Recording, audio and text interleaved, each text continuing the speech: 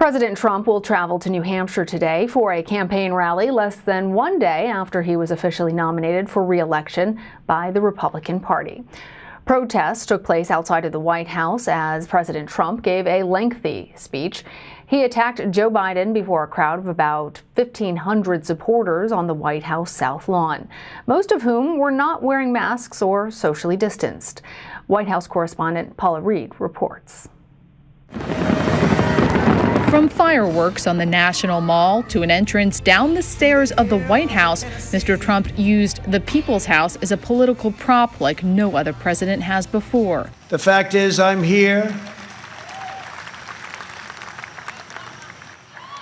What's the name of that building?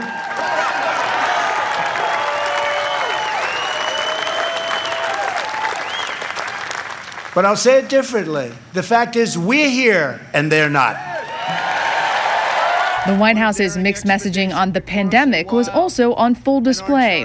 While Americans have been told to socially distance and wear masks to stop the spread of COVID-19, we are focusing on the science, the facts, and the data. An audience of nearly 2,000 mostly maskless people gathered.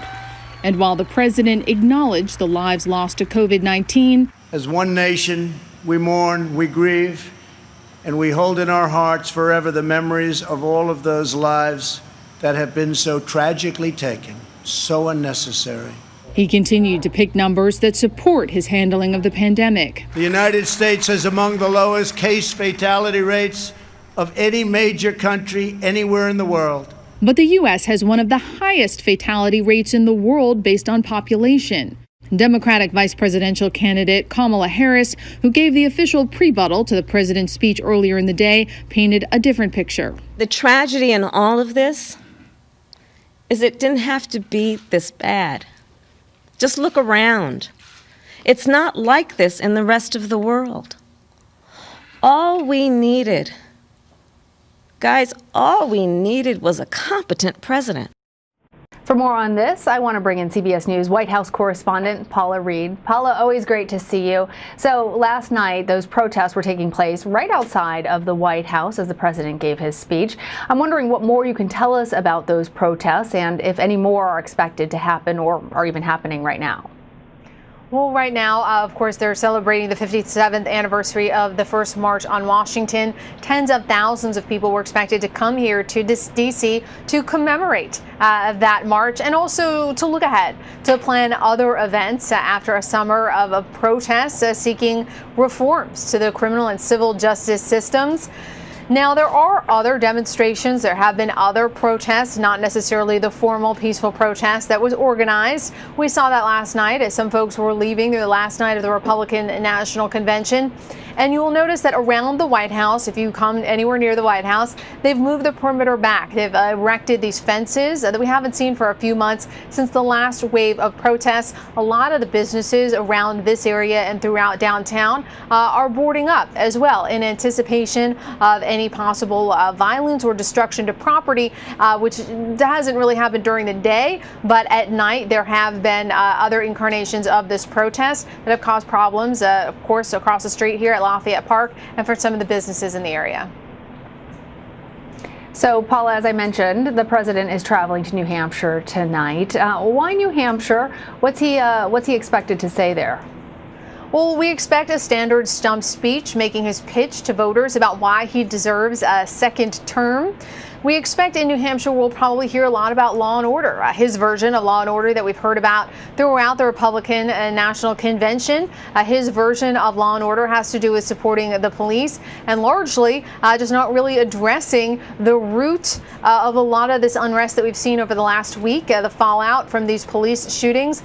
Just yesterday, I asked the president multiple times if he had seen the video of the police shooting of Jacob Blake.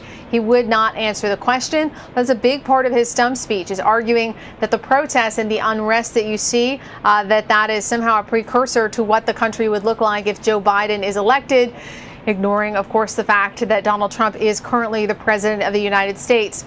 He will likely also make a pitch that he is the one who can get the U.S. back on sort of an economic solid footing in the wake of COVID.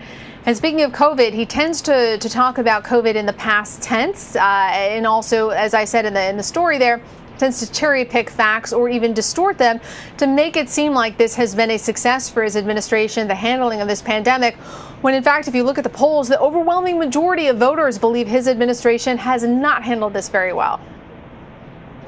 Paula, I'm wondering if we can pull upon some of your legal experience for a second when we're talking about the RNC. Last night, the president's speech was to a crowd of over 1,000 people taking place at the White House. Usually, that sort of thing, absolutely not done. People have been questioning violations of the Hatch Act and him using the office to try and further his chances at re-election. Does it hurt the argument, as I understand it, that he's giving the speech from home because of the pandemic when he has 1,500 people come and they're not socially distanced, and then he is now traveling tonight to New Hampshire?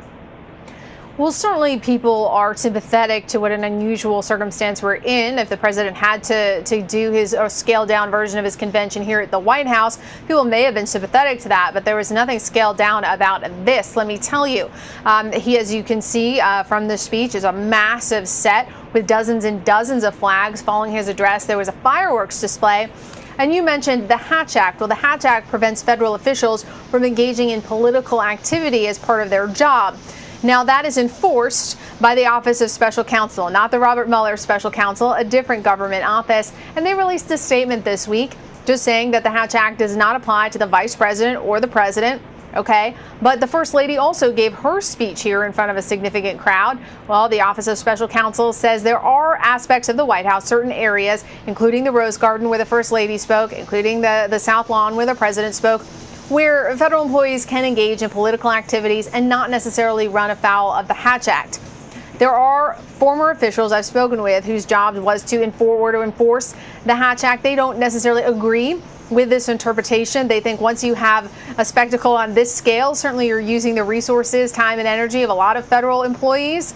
But at this point, it does not appear that the Trump administration or the Office of Special Counsel want to pursue this, want to really face any repercussions for anyone who could have possibly violated the Hatch Act.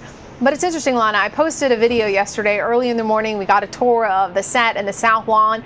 It got almost 2 million views, and I was struck by the comments. People did seem to find this distasteful. Now, Twitter is not necessarily your everyman. It doesn't represent everyone, but I post a lot of videos on Twitter from this White House, and I have rarely seen such consistent outrage. People did not seem to like this kind of display on the White House South Lawn. The president may possibly have gotten a better reception if he had done something that was more scaled down, more stripped down, but of course, he rarely does anything that's scaled down.